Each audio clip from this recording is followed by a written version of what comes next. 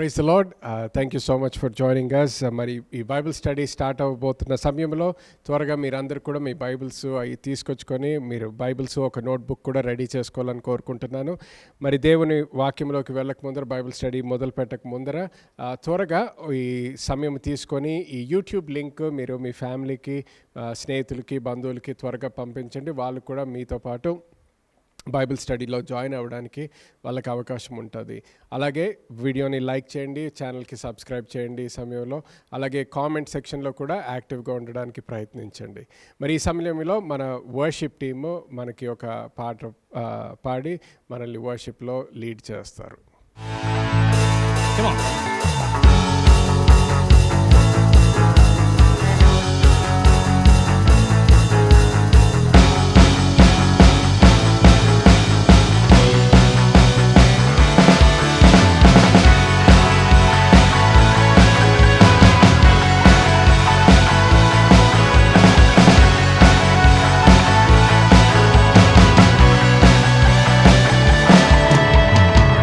మనసంత నీవే, ఊహలో నీవే, కనుపాపలో నీవే, నా జీవము నీవే.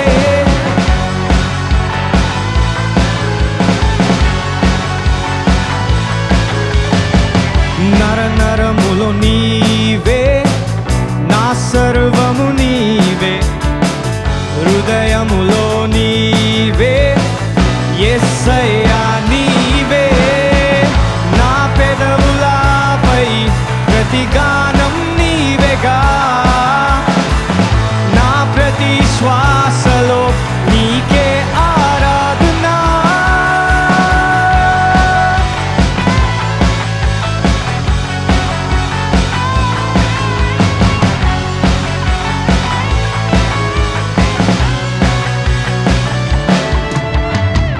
కరుణించే దేవుడవు, ప్రేమించే దేవుడవు, నీ ప్రేమ విడువనిది, నీ ప్రేమ మరువనిది. నా పెదవులపై ప్రతిగానం నీవేగా, నా ప్రతి శ్వాసలో నీకే ఆరాధనా.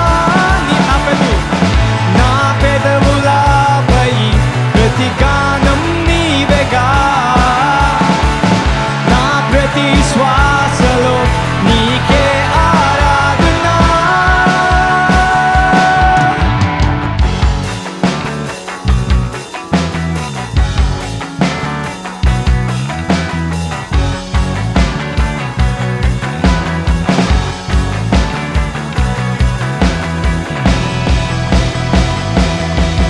నీవే నా గీతము, నీవే సంగీతము నాదు, జీవితము నీకే అర్పింతును.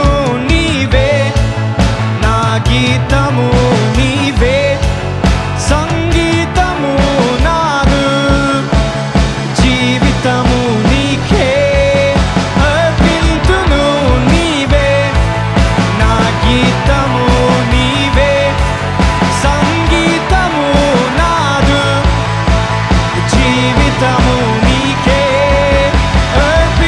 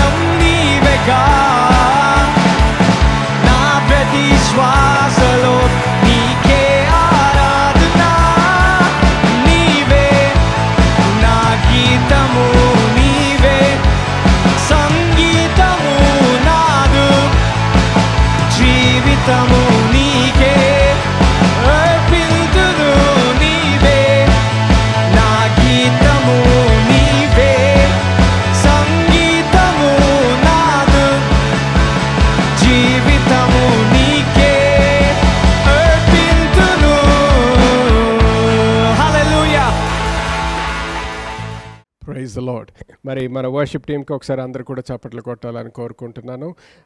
ఈ సమయంలో కొన్ని ప్రకటనలు జాగ్రత్తగా గమనించండి. మరి ఈ బైబిల్ స్టడీ ఫిలిప్పీయులకి రాసిన పత్రికలో జరుగుతుంది. ఇప్పుడు స్టార్ట్ చేసి ఇది మనకి 4వ వారము. ఇప్పుడు వరకు మీరు ఇది మొట్టమొదటిసారి జాయిన్ అవుతుంటే మీరు మా యూట్యూబ్ ఛానల్కి వెళ్తే తగిన 3 వారాల సెషన్స్ కూడా మీకు అక్కడ ఉంటాయి. తప్పకుండా అవన్నీ కూడా చూసి ఇప్పుడు వరకు తెలుసుకున్న ఇన్ఫర్మేషన్ అంతా కూడా మీరు తెలుసుకుంటారని నమ్ముతున్నాను. అలాగే వేరే వాళ్ళు ఎవరైనా ఇంకా జాయిన్ అవ్వకపోతే ఈ బైబిల్ స్టడీ వేరే వాళ్ళకు కూడా తెలియజేయండి, వాళ్ళకు కూడా చూడడానికి అవకాశం ఉంటుంది. ఎవరికైనా మీకు తెలిసిన వాళ్ళకి ఇంగ్లీష్లో కావాలంటే ఫ్రైడే నైట్స్ శుక్రవారం రాత్రులు ప్రతి రాత్రి 8 గంటలకి మనకి ఇంగ్లీష్లో బైబిల్ స్టడీ అవుతుంది బుక్ ఆఫ్ ఫిలిపియన్స్లో. సో ఆ ఇన్ఫర్మేషన్ కూడా వేరే వాళ్ళకి తెలియజేయాలని కోరుకుంటున్నాను. ఈ వచ్చే ఆదివారము మనకి ఒక స్పెషల్ బ్రాడ్కాస్ట్ అవుతుందండి. సాయంత్రం 7 గంటలకి అపోసల్ గ్రేస్ లుబేగా యుగాండా నుంచి మనకి జాయిన్ అవ్వబోతున్నారు. త్వరగా కొంతమందికి అపోసల్ గ్రేస్ గురించి అంత తెలియకపోవచ్చు. త్వరగా ఈ చిన్న వీడియో చూస్తే మీకు ఆయన గురించి కొంత అర్థమవుతుంది. ఒకసారి చూడండి.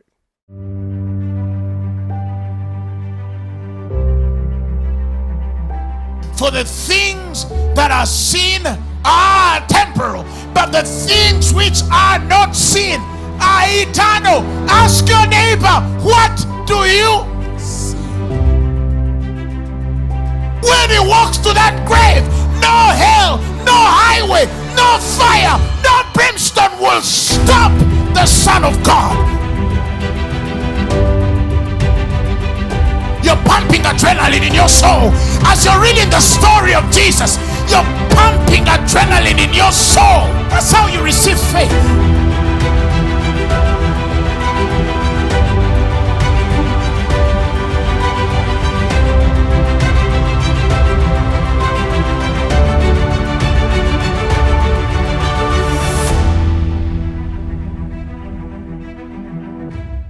హల్లెలూయా. మరి అది చూసిన తర్వాత మీరు అందరూ కూడా ఎదురు చూస్తున్నారని నేను నమ్ముతున్నాను. సో సండే నైట్, ఓకే, ఆదివారం సాయంత్రం 7 గంటలకి మీరు తప్పకుండా జాయిన్ అవ్వాలని కోరుకుంటున్నాను. వేరే వాళ్ళకి కూడా తెలియచేయండి. సో అందరూ కలిసి దైవజనుల నుంచి మనము నేర్చుకోవాల్సింది, తెలుసుకోవాల్సింది చూసి ఆయన నుంచి నేర్చుకోవడానికి మనకి అవకాశం ఉంటుంది. ఆమెన్. సరే, ఈ సమయంలో మనము మన బైబిల్స్ తెరుచుకుందాము. ఫిలిప్పీయులకి రాసిన పత్రిక 1వ అధ్యాయానికి మన బైబిల్స్ తెరుచుకుందాము. ఇప్పటి వరకు మనం తెలుసుకున్న విషయాలు ఏంటంటే ఈ ఫిలిప్పై అనే నగరంలో ఏ చర్చ్ ఎలాగ స్థాపించబడ్డది, ఈ సంఘం ఏ విధంగా స్థాపించబడ్డది, ఎవరు స్థాపించారు, అసలు మొట్టమొదటిగా ఆ సంఘస్థులు ఎవరు అనేది కూడా మనము తెలుసుకున్నాము మొట్టమొదటి వారంలో. తర్వాత మనం తెలుసుకున్నది ఏంటంటే పౌలు ఈ ఉత్తరము రాసేటప్పుడు మొట్టమొదటిగా ఒక గ్రీటింగ్తో స్టార్ట్ చేస్తాడు. దాని తర్వాత ఒక ప్రార్థన, వాళ్ళకి అక్కడ ఉన్న వాళ్ళందరికీ కూడా ఒక ప్రార్థన చేస్తాడు. సో అదంతా రాస్తాడు. దాని తర్వాత మనము గత వారంలో మనం తెలుసుకున్నది ఏంటంటే ఆయన ఎటువంటి పరిస్థితిలో ఉన్నాడు, ఎటువంటి పరిస్థితి నుంచి రాస్తున్నాడు ఆయనకి మనము చూసాము. అదే కాకుండా అటువంటి పరిస్థితిలో ఉన్నప్పటికీ పౌలు గురించి ఒక చాలా ముఖ్యమైన విషయం నేర్చుకున్నామండి. పౌలు గురించి మనం ఏం నేర్చుకున్నామంటే అతను ఎటువంటి పరిస్థితిలో ఉన్నప్పటికీ ఆయనకి ఒకటే గురి, ఒకదాని మీదే ఆయన ఆలోచన అంతా. అది ఏంటంటే దేవుని యొక్క పిలుపు గురించి ఆలోచించేవాడు. ఆ పిలుపు లేకపోతే ఆయన దేవుని నుంచి వచ్చిన గమ్యాన్ని ఎలా చేర్చుకోవాలి అనే దాని మీదే ఆయన ధ్యాస అంతా ఉండేదన్నమాట. సో ఆయనని ఒక జైల్లో పెట్టినా, లేకపోతే ఒక పడవ మీద పెట్టినా, ఒక మీటింగ్ మధ్యలో పెట్టినా, ఎక్కడ పెట్టినా కూడా ఆయన ఆలోచన అంతా కూడా దేవుడి గురించి, లేకపోతే దేవుని యొక్క పిలుపు గురించి, దేవుని యొక్క ప్రేమ, దేవుని యొక్క సువార్త గురించే ఆలోచించి దేవుని కోసమే జీవించేటటువంటి వ్యక్తిగా మనం చూస్తున్నాం అపోస్తలు పౌల్ని. సో ఇప్పుడు వరకు మనం ఏం చూసామంటే లాస్ట్లో మనము గత వారము 20వ వచనం నుంచి 26వ వచనం వరకు ఎప్పుడైతే చదివి దాంతో ముగించామో అక్కడ ఏం జరుగుతుంది అంటే ఆయన వాళ్ళతోనే ఇంకా జీవించాలా, లేకపోతే పరలోకానికి వెళ్ళిపోయి క్రీస్తుతో ఉండాలా అనే దాని మధ్యలో ఆయన ఆలోచిస్తున్నాడు.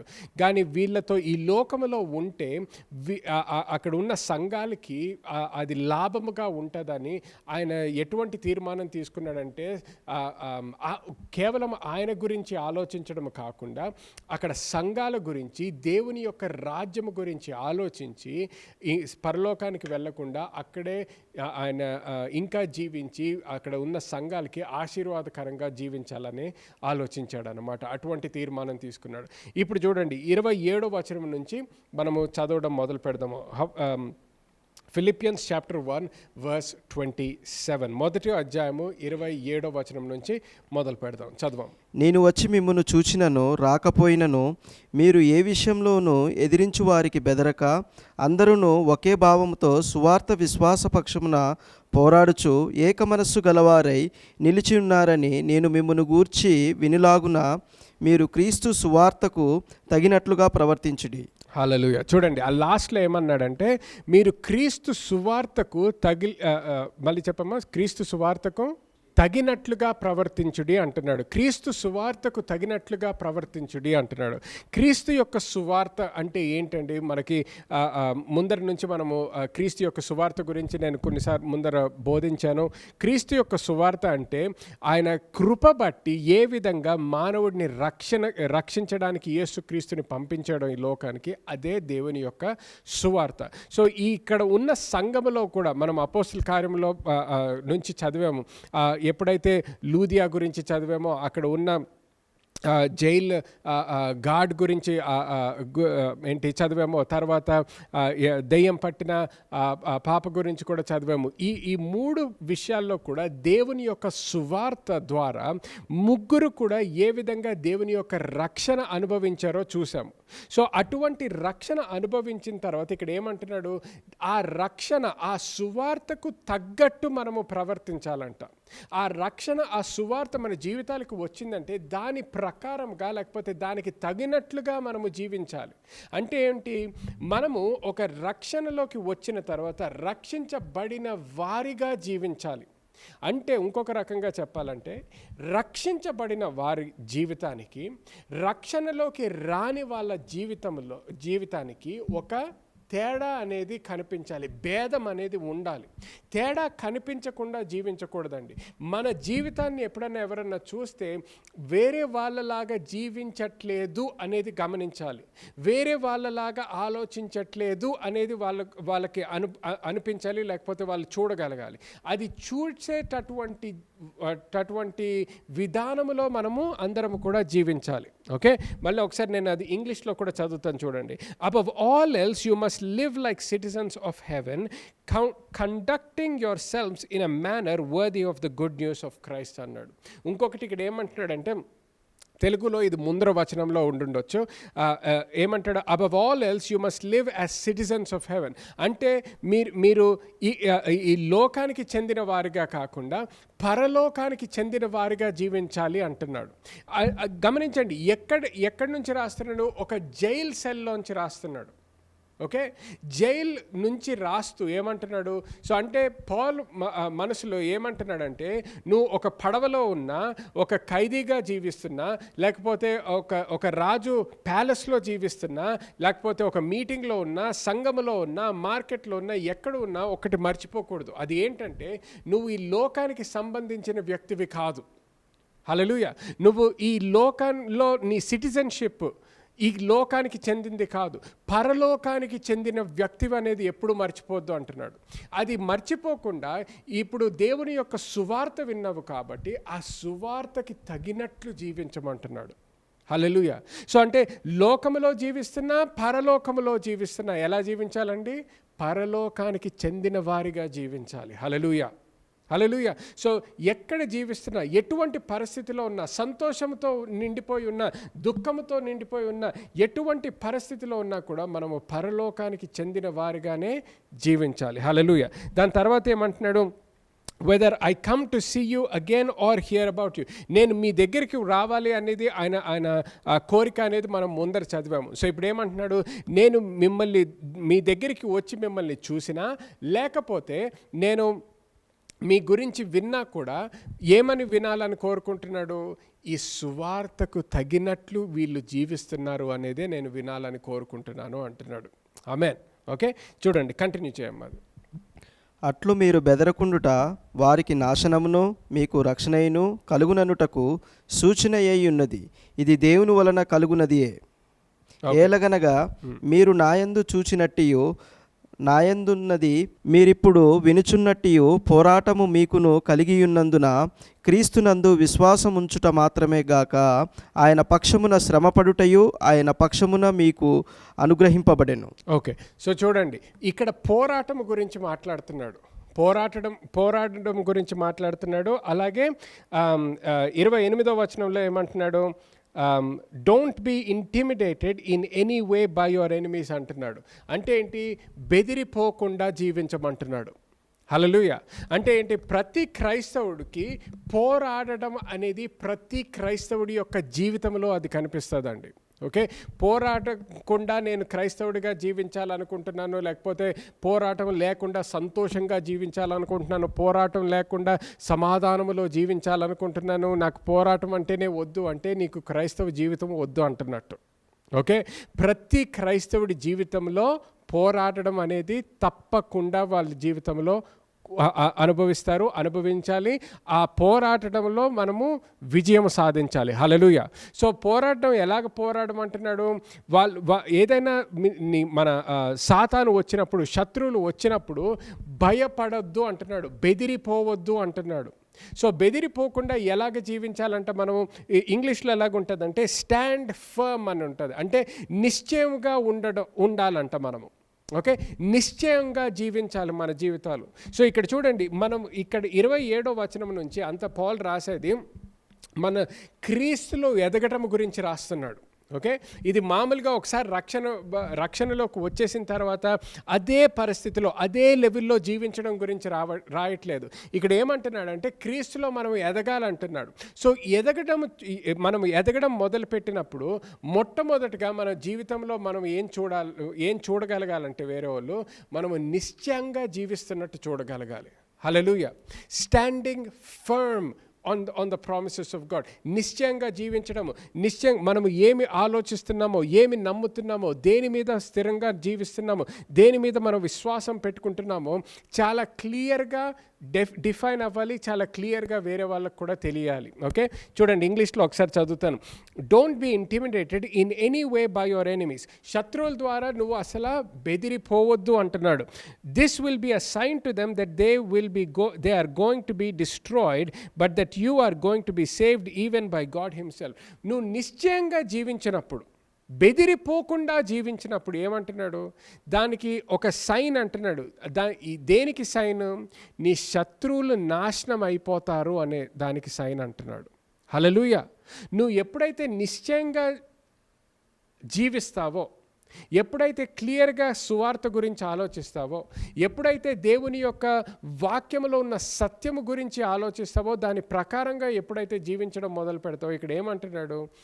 నీ శత్రువులు నాశనం అయిపోవడానికి అదే కారణం అవుతుంది అంటున్నాడు. హల్లెలూయా. కానీ ఎప్పుడైతే నువ్వు పిరికితనంతో పరిగెత్తడం మొదలు పెడతావో ఏమవుతుంది? నువ్వు నిశ్చయంగా జీవించట్లేదు. సో నీ శత్రువులు లేకపోతే సాతాను చేసే ఒక కార్యము నీ జీవితంలో స్థిరపడిపోతుంది, లేకపోతే నీ జీవితంలో నువ్వు అనుభవించడం మొదలు పెడతావు. కానీ ఎప్పుడైతే నువ్వు నిశ్చయంగా జీవిస్తావో, ఎప్పుడైతే నువ్వు ధైర్యంగా జీవిస్తావో, ఎప్పుడైతే నువ్వు దేవుడు చెప్పిన వాక్యము ప్రకారంగా జీవించడం మొదలు పెడతావో, నువ్వు నీ జీవితంలో విజయం అనుభవించడం మొదలు పెడతావు. Hallelujah. Okay, so never be afraid to fight against the enemy. నువ్వు శత్రువులు నాశనం అయిపోవడం గురించి మాట్లాడినప్పుడు కూడా కొంతమంది ఇది జాగ్రత్తగా గుర్తుపెట్టుకోవాలి. క్రైస్తవులుగా శత్రువులు నాశనం గురించి మనం మాట్లాడినప్పుడు ఇతరుల గురించి మనం మాట్లాడట్లేదండి, వేరే మనుషుల గురించి మనం మాట్లాడట్లేదు. బైబిల్లో క్లియర్గా ఉంటుంది, నూతన నిబంధనలో we do not రెసల్ against flesh and blood but against powers, principalities and rulers of darkness అని. అంటే మనము శరీరముతో మనము పోటీ పడట్లేదు, లేకపోతే మనము ఫైట్ చేయట్లేదు. మనం గుర్తుపెట్టుకోవాల్సింది ఏంటంటే మన యుద్ధం అంతా కూడా ఆత్మీయ ఆత్మీయంగా జరిగేది అనేది మర్చిపోకూడదు. ఆత్మలో జరుగుతున్నది అనేది మనం మర్చిపోకూడదు. సో మన యుద్ధం అంతా ఎక్కడ చేస్తున్నాము? ఆత్మలో చేస్తున్నాము. సో శత్రువుల నాశనం గురించి ఇక్కడ రాస్తున్నప్పుడు మనుషుల గురించి రాయట్లేదు. ఓకే, మనము ప్రేమలో నడవాలి. కానీ ఇక్కడ నాశనము గురించి, శత్రువుల నాశనం అంటే సాతాను, ఇంకా సాతాను యొక్క క్రియలు చేసే ఆత్మలు, డీమన్స్ గురించి మనం మాట్లాడుతున్నాము. హల్లెలూయా. ఓకే, చూడండి 29వ వచనంలో ఏమంటాడు? For you have been given not only the privilege of trusting in Christ but also the privilege of suffering for him. 29వ వచనం మళ్ళీ ఒక్కసారి చదువమ్మా. ఏలైనగా మీరు నాయందు చూచినట్టియు నాయందున్నదని మీరిప్పుడు వినుచున్నట్టియు పోరాటము మీకును కలిగియున్నందున క్రీస్తునందు విశ్వాసముంచుట మాత్రమే గాక ఆయన పక్షమున శ్రమపడుటయు ఆయన పక్షమున మీకు అనుగ్రహింపబడెను. చూడండి, ఆయన పక్షమున శ్రమపడుటయు అని ఉంది. ఓకే, సో క్రీస్తుతో మనము ఉన్నాము అంటే క్రీస్తుతో మనము పోరాడడం మాత్రమే కాదు, కానీ శ్రమ పడడము కూడా అంట. మనకి శ్రమల గురించి మాట్లాడాలంటే మనకి ఎవరికి ఇష్టం ఉండదు, శ్రమ పడాలంటే కూడా ఎవరికి అంత ఇష్టం ఉండదు. కానీ గుర్తుపెట్టుకోండి, ఇక్కడ శ్రమ పడడము అంటే ఏంటి? మనము ఏదో అనారోగ్యంతో బాధపడుతున్నప్పుడు, లేకపోతే చింతతో మనము బాధపడుతున్నప్పుడు, లేకపోతే భయముతో బాధపడుతున్నప్పుడు, లేకపోతే కోపముతో, ఇటువంటి విషయాలతో మన జీవితాల్లో మనం అనుభవిస్తున్నప్పుడు కొంతమంది ఏమనుకుంటారంటే, నేను క్రీస్తుతో శ్రమ పడాలి కాబట్టి దేవుడు నాకు నా జీవితంలో ఇటువంటి కార్యాలని పంపించాడండి, నేను శ్రమ పడడం నేర్చుకోవడానికి అంటారు.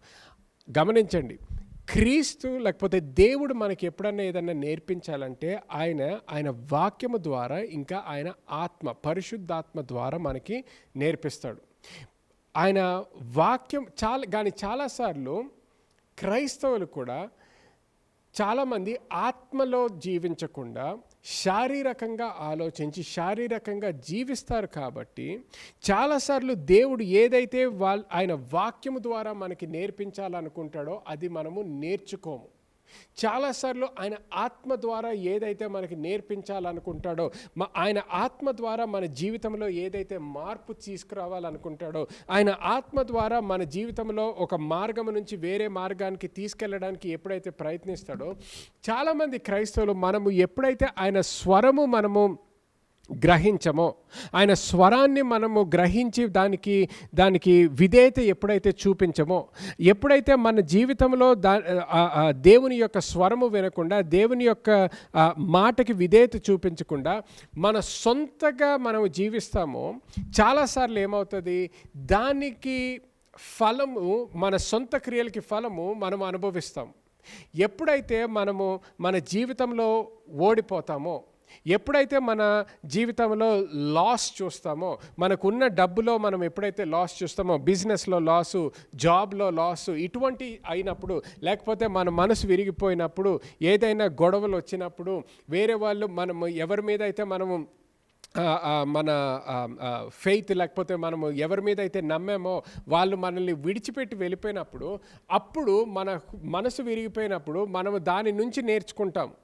కానీ చాలాసార్లు అటువంటి విషయాలు జరిగినప్పుడు చాలామంది ఏమనుకుంటారు, దేవుడు దాని ద్వారా నాకు నేర్పించాడండి అంటారు.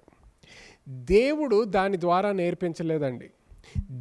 అది నువ్వు అటువంటి భయంకరమైన పరిస్థితిలోంచి వెళ్ళకుండా దేవుడు ఆయన వాక్యము నుంచి నేర్పిస్తున్నాడు, ఆయన ఆత్మ ద్వారా నేర్పిస్తాడు. కానీ చాలాసార్లు మనము దాని నుంచి నేర్చుకోము. కాబట్టి ఏమవుతుంది, మనము శారీరకంగా ఆలోచించి శారీరకంగా జీవిస్తాము. కాబట్టి శారీరకంగానే నేర్చుకోవడానికి చూస్తాము, లేకపోతే శారీరకంగా నేర్చుకుంటాం. కానీ ఎప్పుడైతే క్రైస్తవుడు ఏ విధంగా జీవించాలి, ఆత్మలో జీవించాలి, ఆత్మ ప్రకారము జీవించాలి, వాక్యముతో జీవించాలి, వాక్యము ప్రకారంగా జీవించాలి. కానీ ఎప్పుడైతే క్రైస్తవుడిగా మనము ఎప్పుడైతే దేవునిలో ఎదుగుదల కనిపిస్తుందో, ఎప్పుడు క్రీస్తులో ఎదుగుతామో, ఆయన వాక్యము ద్వారా ఇంకా ఆయన ఆత్మ ద్వారా మనం ఏదైతే నేర్చుకుంటున్నామో దాని ప్రకారం జీవించామనుకోండి, ఈ లోకములో ఈ మన మనసు విరిగిపోవడము, లేకపోతే లాస్ అవ్వడము, లేకపోతే ఇంకేదన్నా జరగడము, దాని ద్వారా మనము నేర్చుకోము, కానీ దేవుని వాక్యం ద్వారా నేర్చుకుంటాం.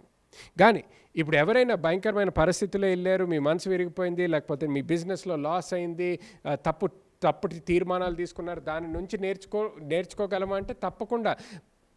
ఒక లాస్ అనుభవించిన తర్వాత దాని నుంచి ఏం నేర్చుకోకుండా జీవించొద్దు. తప్పకుండా నేర్చుకోవాల్సినవి అన్నీ నేర్చుకోండి. కానీ అటువంటి ఆలోచన నుంచి కొన్ని స్టేట్మెంట్స్ వస్తాయి. ఫర్ ఎగ్జాంపుల్ ఇంగ్లీష్లో time is the best healer అంటారు.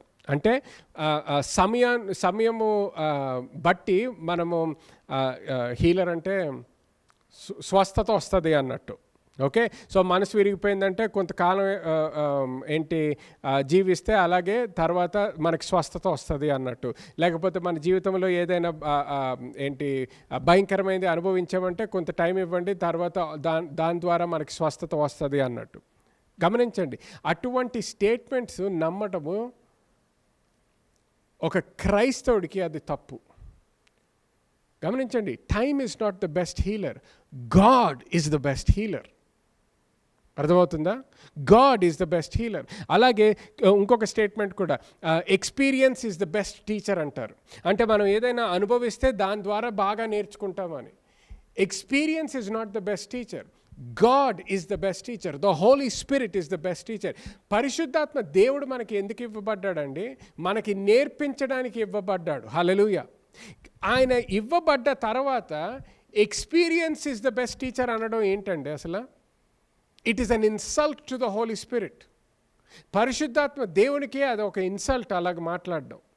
సో మన జీవితంలో ఏం మార్చుకోవాలంటే, మనము శారీరకంగా జీవించకుండా, శారీరకంగా ఆలోచించకుండా, శారీరకంగా నేర్చుకోకుండా ఆత్మలో నేర్చుకోవడం మొదలు పెట్టాలి. వాక్యముల ద్వారా నేర్చుకోవడము మొదలు పెట్టాలి. సో ఇక్కడ క్రీస్తుతో శ్రమ పడడము అంటే ఏంటి అంటే, సాతాను ఎప్పుడైతే మన జీవితం నుంచి ఏదైనా దొంగిలించడానికి, నాశనము చేయడానికి, హత్య చేయడానికి వచ్చినప్పుడు క్రీస్తు యొక్క విశ్వాసము, క్రీస్తు యొక్క వాక్యము, క్రీస్తు యొక్క వాగ్దానాలలో నిశ్చయంగా నుంచోవడం, అది శ్రమ పడడం అండి. To suffer for Christ means to believe in the promises of God. So నీ జీవితంలో లేకపోతే నీ శరీరంలో అనారోగ్యంతో బాధపడుతున్నావు అనుకో, అబ్బా దేవా నీ కోసం శ్రమ పడుతున్నాను, దీని ద్వారా నీకు మహిమ కలుగును గాక అని ఏడుచుకుంటా జీవించడం కాదు. దేవుని కోసము శ్రమ పడడము అంటే అటువంటి పరిస్థితిలో నీ శరీరములో అనారోగ్యముతో బాధపడుతున్నా, దేవా నీ వాక్యము ద్వారా నువ్వు అన్నావు, నువ్వు వాగ్దానం ఇచ్చావు దేవా, నువ్వు పొందిన గాయాల ద్వారా నాకు స్వస్థత అనుగ్రహింపబడ్డదే అని నేను నమ్ముతున్నాను. ఆ స్వస్థతని నేను విశ్వాసముతో పొందుకుంటున్నాను. అది ఆ విధంగా మాట్లాడి ధైర్యంగా జీవించడం. అందుకని ఇక్కడ ఏమన్నాడు? భయపడొద్దు అంటున్నాడు. భయపడొద్దు అన్నాడు. నీకు శత్రువు వచ్చినప్పుడు భయపడొద్దు, నిశ్చయంగా జీవించు, నిశ్చయంగా నుంచో. నీకు ఏ స్థానమైతే యేసుక్రీస్తు ఇచ్చాడో ఆ స్థానంలో నుంచోవడం మొదలుపెట్టు అంటున్నాడు. హల్లెలూయా. అందుకనే ఇది పిల్లలకి రాయట్లేదు. ఇక్కడ ఏమంటున్నాడు? క్రీస్తులో ఎదగడం గురించి రాస్తున్నాడు. Maturing in Christ, maturing in the things of God. ఆమేన్. సో ఇక్కడ చూడండి 29వ వచనంలో ఏమన్నాడు? To suffer for him. Verse 30, we are in this struggle together, you have seen my struggle in the past and you know what that I'm still in the midst of it. అంటే 30వ వచనంలో ఏమంటున్నాడు? నేను ఏ విధంగా శ్రమ పడ్డానో ముందర మీరు చూశారు. నా జీవితం గురించి మీకు బాగా తెలుసు అని రాస్తున్నాడు. ఏ విధంగా శ్రమ పడ్డానో, ఏ విధంగా హింసించబడ్డానో మీకు అందరికీ తెలుసు. అలాగే ఈ సమయంలో ఏ విధంగా శ్రమ పడుతున్నానో కూడా మీకు తెలుసు అంటున్నాడు. కానీ గమనించండి, అటువంటి శ్రమలో ఉన్న ఎక్కడైనా నేను ఇంకెంతకాలం జీవిస్తానో నాకు తెలియదు, భయంకరమైన పరిస్థితుల్లో ఉన్నాను, ఎవ్వరు నన్ను పట్టించుకోవట్లేదు, దేవుడు నన్ను ప్రేమిస్తున్నాడో లేదో తెలియదు, దేవుడు నన్ను ఆలకిస్తున్నాడో లేదో తెలియదు, ప్రార్థనలు అయితే చేస్తున్నాను కానీ అసలు దేవుడు నన్ను అసలు పట్టించుకోవట్లేదు, అసలు నా ప్రార్థనలు వింటున్నాడో లేదో తెలియదు. ఆ విధంగా రాస్తున్నాడో పౌలు? లేదు, సంతోషముతో రాస్తున్నాడు. ఎందుకంటే క్రీస్తు కోసము, సంఘము కోసము శ్రమ పడుతున్నాడు. కానీ దుఃఖముతో కాదండి, దుఃఖముతో కాదు, అవిశ్వాసముతో కాదు, సంతోషముతో, విశ్వాసముతో. హల్లెలూయా. సంతోషముతో, విశ్వాసముతో. సో మన జీవితంలో కూడా శ్రమలో వెళ్తున్నప్పుడు, శ్రమల్లో నడుస్తున్నప్పుడు ఆ సమయంలో దుఃఖించడం కాదు, ఆ సమయంలో సాతానుకి ధైర్యంగా ఎదురు రావాలి, సంతోషముతో, విశ్వాసముతో. ఆమేన్. చూడండి 2వ అధ్యాయానికి మనము కంటిన్యూ అవుదాము. ఫిలిప్పీయులకి రాసిన పత్రిక 2వ అధ్యాయం 1వ వచనం నుంచి చదువాము. కావున క్రీస్తునందు ఏ హెచ్చరిక అయినను, ప్రేమ వలన ఆదరణ అయినను, ఆత్మయందు ఏ సహనమైనను, ఏ దయారసమైనను, వాత్సల్యమైనను ఉన్న ఎడల మీరు ఏక మనస్కులగునట్లుగా ఏక ప్రేమ కలిగి ఏక భావము గలవారుగా ఉండి ఒకదాని అందే మనస్సుంచుచు నా సంతోషమును సంపూర్ణము చేయుడి. హల్లెలూయా. 2వ వచనం కూడానా? ఓకే. సో ఇక్కడ గమనించండి, ఇక్కడ ఏమంటున్నాడు? ఏక మనసు, ఏక ప్రేమ గురించి మాట్లాడుతున్నాడు. అంటే ఏంటి? నేను ఇంగ్లీష్లో కూడా ఒకసారి చదువుతాను. Is there any encouragement from being to Christ, for belonging to Christ, any comfort for his love, any fellowship together in the Spirit? Are your hearts tender and compassionate? Then make me truly happy by agreeing wholeheartedly with each other, loving one another and working together with one mind and purpose. So ఏమంటున్నాడు? కొన్ని ప్రశ్నలు వేస్తున్నాడు. అన్ని ప్రశ్నలకి కూడా జవాబు ఏంటి? Yes. అక్కడ అన్ని ప్రశ్నలు వేసిన తర్వాత ఏమంటున్నాడు? అయితే ఏ విధంగా జీవించాలి? మీరు అందరూ కూడా కలిసి జీవించండి, ఏకీభవించి జీవించండి, ప్రేమలో జీవించండి. అందరూ కూడా లాస్ట్లో ఇక్కడ ఏమంటున్నాడు? With one mind and purpose. అంటే అందరూ కూడా ఒక గురితో, ఒక ప్రేమతో కలిసి జీవించండి అంటున్నాడు. ఇది ఎందుకు రాస్తున్నాడు అంటే, బయట నుంచి సాతాను చేసే క్రియలు సాతాను చేస్తుంది, దానికి సంఘంలో ఉన్నవాళ్ళు సాతానుతో ఏకీభవించి జీవించాల్సిన అవసరం లేదు. ఓకే. ఎందుకు ఇలా రాస్తున్నాడంటే, ఇప్పుడు ఉదాహరణకు గలతీయులు రాసిన పత్రికలు ఏమైంది? అక్కడ కూడా గొడవలు వచ్చినాయి, అక్కడ కూడా సాతాను యొక్క క్రియ జరిగింది, అక్కడ కూడా ఆ సంఘానికి ఒక అటాక్ వచ్చింది. కానీ అటాక్ ఎక్కడి నుంచి వచ్చిందండి? బయట నుంచి రాలేదు, అటాక్ లోపల నుంచి వచ్చింది. ఎక్కడి నుంచి వచ్చింది? లోపల నుంచి వచ్చింది. అంటే ఎవరి ద్వారా? సంఘస్థుల ద్వారా వచ్చింది, సంఘస్థుల ద్వారా. అన్యుల నుంచి రాలేదు గొడవలు, అప్పుడు సంఘస్థుల ద్వారా వచ్చింది. సో ఇక్కడ అందుకని ఏమంటున్నాడు? ఆ విధంగా జీవించొద్దు అని రాస్తున్నాడు వీళ్ళకి. ఏకీభవించి జీవించండి, ప్రేమలో జీవించండి. ఎందుకంటే ఎప్పుడైతే మనము ఫైట్ చెయ్యాలో, ఎప్పుడైతే పోరాడాలో ఆ సమయం వస్తుంది. కానీ మన మధ్యలో పోరాడటం కాదు, పోరాడాల్సి వచ్చినప్పుడు పోరాడండి అంటున్నాడు. కానీ మన మధ్యలో కాదు, క్రీస్తు కోసము, ఆయన సత్యము కోసము, ఆయన వాక్యము కోసము, ఆయన సువార్త కోసం పోరాడతాము మనం. కానీ ఒకరి మధ్యలో మనం పోరాడి కొట్టుకోవడం కాదు. ఓకే. ఏకీభవించి జీవించాలంటున్నాడు. 3వ వచనం నుంచి చదువమ్మా. కక్ష చేతనైనను హృతాతిశయము చేతనైనను ఏమీయూ చేయక వినయమైన మనస్సు గలవారై ఒకరినొకడు తనకంటే యోగ్యుడని ఎంచుచు మీలో ప్రతివాడును తన సొంత కార్యములను మాత్రమే గాక ఇతరుల కార్యములను కూడా చూడవలెను. ఓకే. 4వ వచనం కూడా అన్నది. ఓకే. సో చూడండి, ఇక్కడ ఇంగ్లీష్లో don't be selfish, don't try to impress others, be humble, thinking of others better than your self అని ఉంది. అంటే ఏంటి? కక్షతో జీవించొద్దు అంటున్నాడు. దేంతో అండి? కక్షతో జీవించొద్దు అంటున్నాడు.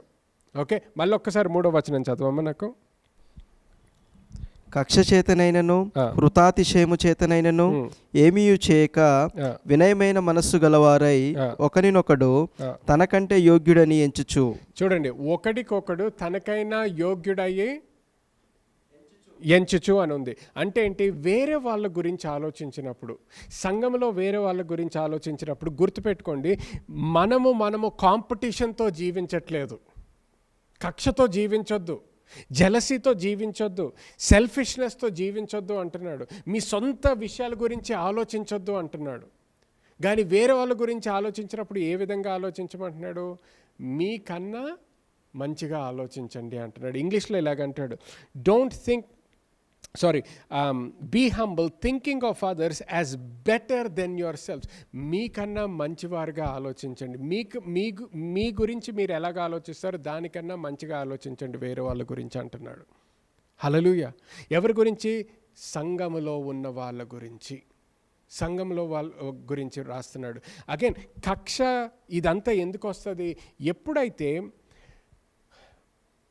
మనకి మన గురించి దేవుని యొక్క వాక్యము ప్రకారం ఆలోచించలేదు అనుకోండి, మనము వేరే వాళ్ళ గురించి కూడా దేవుని యొక్క వాక్యము ప్రకారం ఆలోచించము. మళ్ళీ చెప్తాను, మన గురించి మనము వాక్యము ప్రకారంగా ఆలోచించినప్పుడు వేరే వాళ్ళ గురించి కూడా మనము వాక్య ప్రకారంగా ఆలోచించము. ఎప్పుడైతే వాక్య ప్రకారంగా మనం వేరే వాళ్ళ గురించి ఆలోచించమో ఆటోమేటిక్గా ఏం జరుగుతుంది? శారీరకంగా లోక మర్యాదలు అనుసరించి మనం ఆలోచించడం మొదలు పెడతాం. అటువంటి సమయంలో ఏమవుతుంది? నాకు పెద్ద కారు ఉంది, వాడికి కారు కూడా లేదు, సో నాకన్నా చిన్నోడు, లేకపోతే నాకన్నా వాడు కింద. ఓకే, లేకపోతే వాళ్ళు మంచి బట్టలు వేసుకుంటారు, లేకపోతే ఖరీదైన బట్టలు వేసుకుంటారు, వీళ్ళు ఖరీదైన బట్టలు వేసుకోరు కాబట్టి వాళ్ళు వీళ్ళకన్నా బెటర్. ఆ విధంగా ఆలోచించడం మొదలు పెడతాం. క్రీస్తులో మనం ఎలాగ ఆలోచించాలండి? ఒక మనిషికి డబ్బు ఉన్నా లేకపోయినా, ఒక మనిషికి చదువు ఉన్నా లేకపోయినా, ఒక మనిషి పెద్ద కుటుంబం నుంచి వచ్చినా రాకపోయినా, క్రీస్తులో మనము అందరము కూడా సమానము అనేది మర్చిపోకూడదు. సో సమానము అనేది, ఇప్పుడు చూడండి, మనము అన్ఫార్చునేట్గా ఒక్కొక్కసారి కుటుంబాల్లో కూడా ఈ విధంగా ఆలోచించము. కుటుంబాల్లో కూడా అందుకనే చాలామంది కొట్లాట్లు జరుగుతాయి. అనవసరంగా డబ్బు విషయాల్లో, సంపాదన విషయాల్లో ఫైటింగ్స్ అవుతాయి. కానీ నిజంగా మనం ఏ విధంగా ఆలోచించాలి? ఒక మంచి కుటుంబం ఉందనుకోండి, నిజంగా ప్రేమతో జీవించే కుటుంబం ఉందనుకోండి, ఏ విధంగా ఆలోచిస్తారో ఒకరి గురించి వేరే వాళ్ళు, అందరము మనము సమానము అన్నట్టు ఆలోచిస్తారు. ఎవరికైనా ఏదైనా తక్కువ ఉందనుకోండి, ఎక్కడైనా ఎవరికైనా అవసరం ఉందనుకోండి, ఏం చేస్తారు? త్వరగా వాళ్ళకి సహాయం చేస్తారు. వాళ్ళ మధ్యలోనే వాళ్ళు కాంపిటీషన్గా జీవించరు. నేను వాడికన్నా ఎక్కువ సంపాదించాలి, వాళ్ళకన్నా ఇంకా పెద్ద కారు ఉండాలి, పెద్ద ఇల్లు ఉండాలి, నా పిల్లలు వేరే వాళ్ళ స్కూల్స్ కన్నా పెద్ద స్కూల్స్కి వెళ్ళాలి, అటువంటి కాంపిటీషన్తో జీవించరు. వాళ్ళ స్కూల్స్ మంచి స్కూల్కి పంపించాలనుకుంటారు, అంతేగాని వాళ్ళకన్నా వేరే వాళ్ళకన్నా అనేటటువంటి ఆలోచనతో చెయ్యరు వాళ్ళు పనులు. చూడండి, దేవునిలో లేకపోతే క్రీస్తులో మనము ఎదిగేటప్పుడు మన మనసులు ఆయన వాక్యము బట్టి రూపాంతరం చెందినప్పుడు, డబ్బు ఉండడంలో తప్పు లేదు, ఒక పెద్ద ఇల్లులో ఉండడంలో తప్పు లేదు, కానీ ఆయన వాక్యము ద్వారా మన మనసు ఎప్పుడైతే రూపాంతరం చెందుతుందో ఏం జరుగుతుందో తెలుసా? నువ్వు ఒక పెద్ద కారు నడిపిస్తున్నావు అనుకో, నీ స్నేహితులు, నీ బంధువులు, నీ ఈ క్రీస్తులో ఉన్నవాళ్ళు, నీ సంఘంలో ఉన్న వాళ్ళందరూ కూడా ఆ విధంగా వాళ్ళు కూడా ఇంక్రీజ్ అవ్వాలి, వర్ధిల్లాలి అనే ఆశ, కోరిక ఉంటుంది నీకు కూడా. అర్థమవుతుందా? నేను పెద్ద కారు నడిపించాలి, అందరూ బైక్స్లో నడిపించాలి, అటువంటి అసూయతో జీవించవు, అటువంటి జెలసీతో జీవించవు, అటువంటి సెల్ఫిష్నెస్తో జీవించవు. నువ్వు నేను అనుభవించాలి, నేను దేవుని ఆశీర్వాదం ఏ విధంగా అనుభవిస్తున్నానో అందరూ అటువంటి ఆశీర్వాదం అనుభవించాలి అనేటటువంటి కోరికతో జీవిస్తావు. ఆమేన్. చూడండి, నెక్స్ట్ వచనం చదవమా. క్రీస్తు యేసునకు కలిగిన ఈ మనస్సును మీరును కలిగి ఉండుడి. ఆయన దేవుని స్వరూపమును కలిగిన వాడై ఉండి దేవునితో సమానముగా ఉండుట విడిచిపెట్టకూడని భాగ్యమని ఎంచుకొనలేదు గాని, మనుషుల పోలికగా పుట్టి దాసుని స్వరూపమును ధరించుకొని తానే రిక్తునిగా చేసుకొనెను.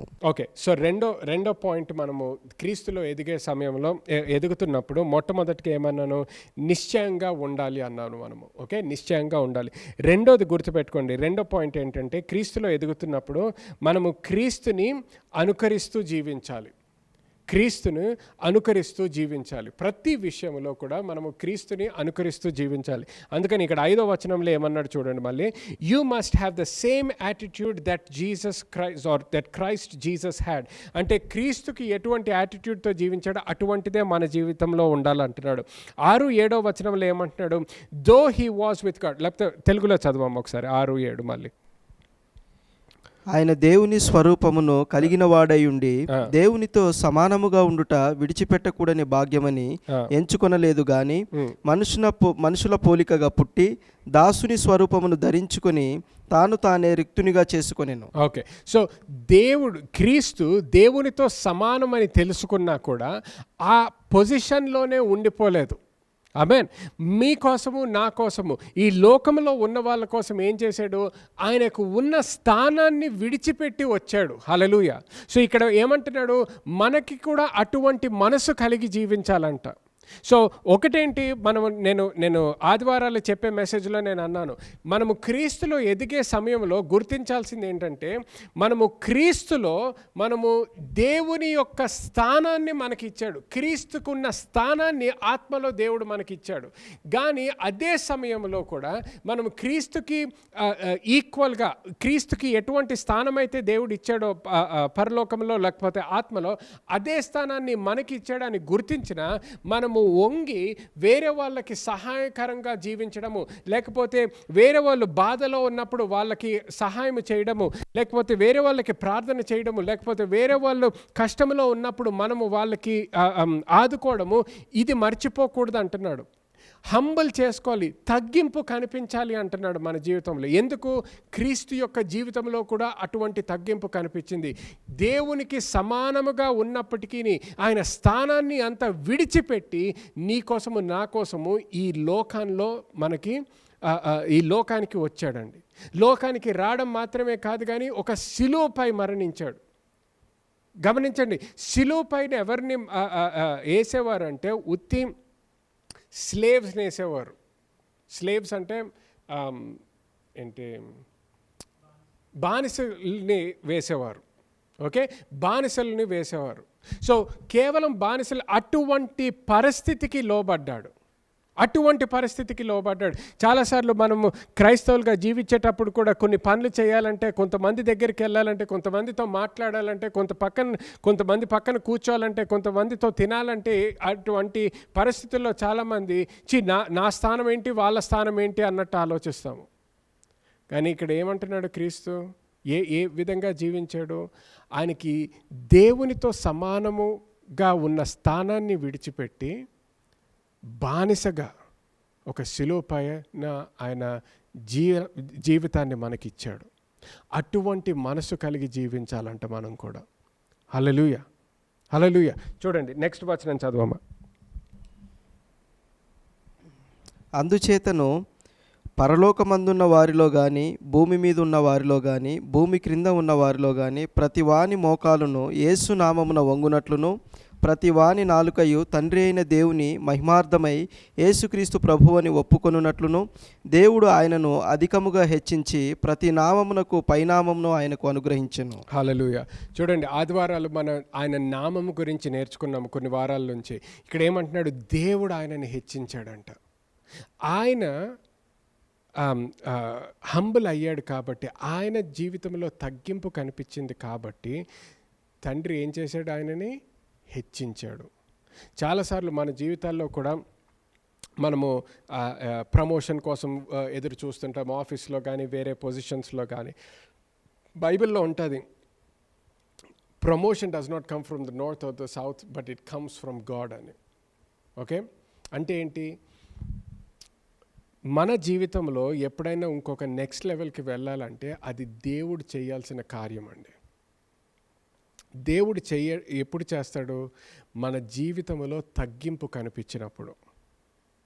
మన జీవితంలో తగ్గింపు కనిపించినప్పుడు దేవుడు క్రీస్తు ఏం చేశాడు? యేసుక్రీస్తు ఆయన తగ్గించుకున్నాడు కాబట్టి లోకంలో దేవుడు ఆయనని ఎంత పైకి హెచ్చించాడంటే ఆయన నామము కన్నా ఇంకొక పైనామము లేదంట.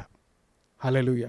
సో మన జీవితంలో కూడా గుర్తుపెట్టుకోండి, బైబిల్లో చూసినప్పుడు కూడా దావీదు జీవితాన్ని గురించి ఒకసారి ఆలోచిస్తే, ఆయన రాజుగా సామ్యూయలు, ఆయన జెస్సీ వాళ్ళ కుటుంబం దగ్గరికి వచ్చినప్పుడు, వాళ్ళ ఇంటి దగ్గరికి వచ్చినప్పుడు, రాజుగా ఎవరినైతే అభిషేకించాలో అని వచ్చినప్పుడు ఆయన తండ్రి, దావీదు యొక్క తండ్రి అసలు దావీదు గురించి ఆలోచించలేదు. అటువంటి సమయంలో దేవుడు సమూయేలు ద్వారా జెస్సీతో మాట్లాడి మళ్ళీ దావీదుని తీసుకొచ్చి, దావీదు రాగానే ఆయనని అభిషేకించాడు. తండ్రి కూడా ఏదైతే గుర్తించలేకపోయాడో దేవుడు గుర్తించాడు. హల్లెలూయా. దేవుడు గుర్తించాడు. ఎందుకంటే దావీదు లోబడి జీవించాడు కాబట్టి. లోబడి జీవించాడు. హల్లెలూయా. చూడండి 12వ వచనం చదవము. కాగా నా ప్రియులారా, మీరెల్లప్పుడూ విధేయులై ఉన్న ప్రకారము నా ఎదుట ఉన్నప్పుడు మాత్రమే గాక మరి ఎక్కువగా నేను మీతో లేని ఈ కాలమందును భయముతోనూ వణుకుతోనూ మీ సొంత రక్షణను కొనసాగించుకొనుడి. హల్లెలూయా. చూడండి ఏమంటున్నాడు, నేను ఉన్న సమయంలోనే ఏదో పనులు మంచిగా చేసి లేకపోతే మీ జీవితంలో ఈ డెవలప్మెంట్, ఈ ఫలం కనిపించడం కాదు అంటున్నాడు. ఇంకా నేను లేనప్పుడు ఇంకా ఎక్కువ కనిపించాలి అంటున్నాడు. హల్లెలూయా. సో అందుకనే మనం కూడా గుర్తుపెట్టుకోవాలి, ఈ క్రైస్తవులుగా జీవించడం అంటే ఏదో ఆదివారం రోజు అన్నట్టు కాదు. ఇప్పుడు అంటే చాలామంది మనం ఆన్లైన్ చూస్తున్నాము మన సర్వీసెస్, కానీ ముందర కూడా చాలాసార్లు ఎటువంటి ఆలోచన ఉంటుంది, సంఘానికి వచ్చినప్పుడు ఒక విధంగా తయారవ్వాలి, సంఘానికి వచ్చినప్పుడు ఒక విధంగా ప్రవర్తించాలి. కానీ సంఘం నుంచి వెళ్ళిపోయిన తర్వాత సోమవారం నుంచి మళ్ళీ శుక్రవారమో శనివారం వరకు కూడా మనకి ఇష్టం వచ్చింది చేయడము, కాలేజ్లో ఒకలాగా జీవించడము, ఆఫీస్లో ఒకలాగా జీవించడం, ఆఫీస్ ఫ్రెండ్స్తో ఒకలాగా జీవించడం, చర్చ్ ఫ్రెండ్స్తో ఒకలాగా జీవించడం, ఆ విధంగా జీవించొద్దు అంటున్నాడు. ఆ విధంగా జీవించొద్దు అంటున్నాడు. నేను లేనప్పుడు ఇంకా మంచిగా జీవించాలంటున్నాడు. ఇంకా దేవుని యొక్క మనుషులు దేవునికి చెందిన వారుగా జీవించాలి అంటున్నాడు. హల్లెలూయా. చూడండి ఆఖరిగా 13వ వచనం చదవము. 12వ వచనంలో ఇంకొకటి ఇక్కడ లాస్ట్లో ఏమంటాడు, obeying God and with deep reverence and fear అని ఉంది. ఇక్కడ దేవుని యొక్క భయములో అంటే దేవుడు అంటే భయము అన్నట్టు కాదండి. ఇక్కడ ఇది ఆ అండ్ ఆనర్తో వచ్చేది. ఇప్పుడు గమనించండి, ఇప్పుడు మా తండ్రి గారు ఉన్నారనుకోండి, మా తండ్రి అంటే నాకు భయము కాదు. ఓకే, మా తండ్రి మా డాడీ ఎప్పుడన్నా రూమ్లోకి వస్తే అమ్మో వచ్చాడని పరిగెత్తి వెళ్ళిపోను నేను, అర్థమవుతుందా? కానీ మా డాడీ అంటే నాకు గౌరవము. అంటే కొన్ని విషయాల్లో వేరే వాళ్ళకి ఇచ్చిన గౌరవానికి మా డాడీకి ఇచ్చే గౌరవానికి తేడా ఉండాలి, భేదం అనేది ఉండాలి. సో ఆ విధంగా దేవుని గురించి ఆలోచించినప్పుడు కూడా మన జీవితంలో శారీరకంగా ఆలోచించినప్పుడు, లేకపోతే మన శరీరంలో కొన్ని చేయడానికి అనుకూలంగా లేకపోయినా దేవుని యొక్క భయములో జీవిస్తున్నాము కాబట్టి, దేవుణ్ణి గౌరవిస్తున్నాము కాబట్టి కొన్ని విషయాలు నా జీవితంలో నాకు ఇష్టమున్నా ఇష్టం లేకపోయినా మా తండ్రికి ఇష్టం ఉందనుకోండి, ఆయనకి ఇష్టం ఉన్నట్టు చేస్తాము. ఓకే, లేకపోతే ఆయనకి ఇష్టం ఉన్నట్టు నేను చేస్తాను. ఎందుకు?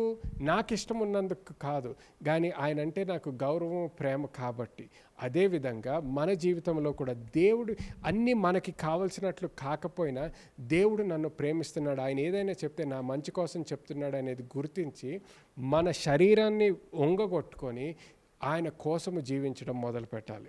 ఆమేన్. చూడండి ఆఖరిగా 13వ వచనం చదవము. ఎందుకనగా మీరు ఇచ్ఛాయించుటకును కార్యసిద్ధి కలుగజేసుకొనుటకును తన దయా సంకల్పము నెరవేర్చుటకై మీలో కార్యసిద్ధి కలుగజేయువాడు దేవుడే. హల్లెలూయా. చూడండి ఇంగ్లీష్లో చదువుతాను. For God is working in you, giving you the desire and the power to do what pleases him. So చూడండి, ఈ విధంగా మనము జీవించాలి, ఈ విధంగా దేవునిలో ఎదగాలి అని పాల్ రాస్తున్న లాస్ట్కి ఇక్కడ ఏమంటున్నాడు, చాలా ఎంకరేజింగ్గా రాస్తున్నాడు. For God is the one working in you, giving you the desire and the power to do what pleases him. కానీ కొంతమంది మనం ఇప్పుడు చూస్తున్న వాళ్ళు, కానీ పాస్టర్ గారు నాకు నేను ఇంకా కొన్ని విషయాల్లో నేను కష్టపడుతున్నాను, ఇంకా కొన్ని బంధకాల్లోనే జీవిస్తున్నాను, కొన్ని అలవాట్ల నుంచి బయటపడలేకపోతున్నాను, కొన్ని ఆలోచనల నుంచి బయటపడలేకపోతున్నాను అనుకోవచ్చు.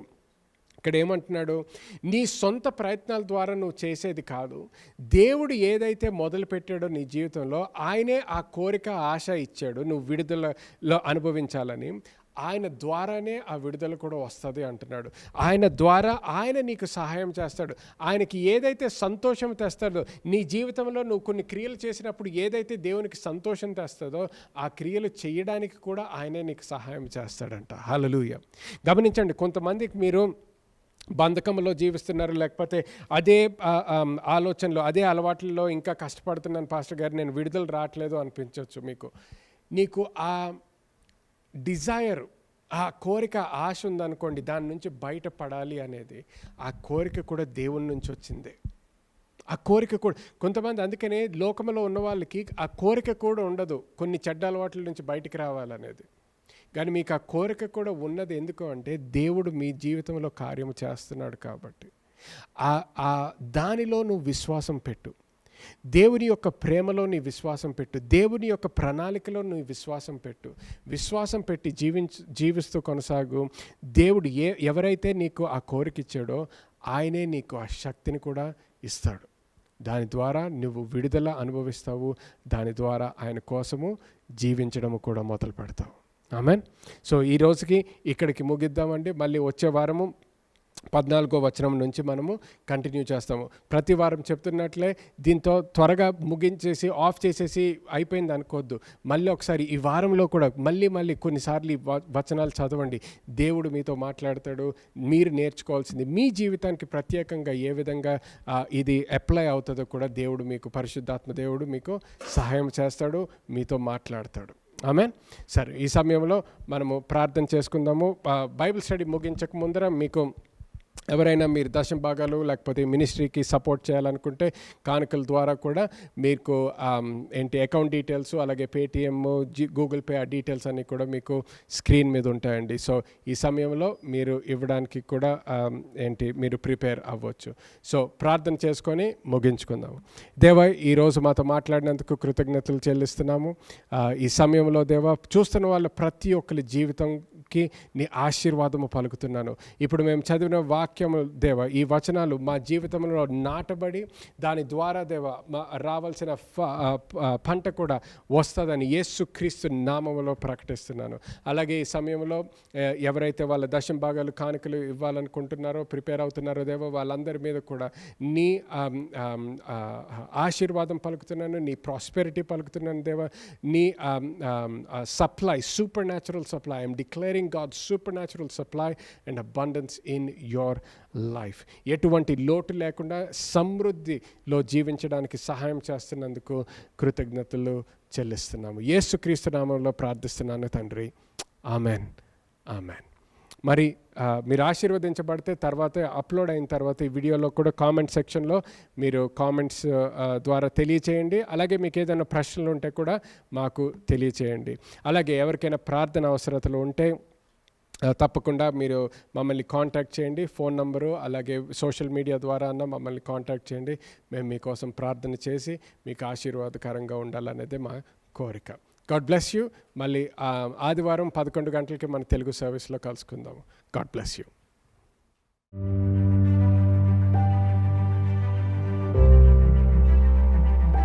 For the things that are seen are temporal, but the things which are not seen are eternal. Ask your neighbor, what do you see? When he walks to that grave, no hell, no highway, no fire, no brimstone will stop the Son of God. You're pumping adrenaline in your soul as you're reading the story of Jesus. You're pumping adrenaline in your soul. That's how you receive faith.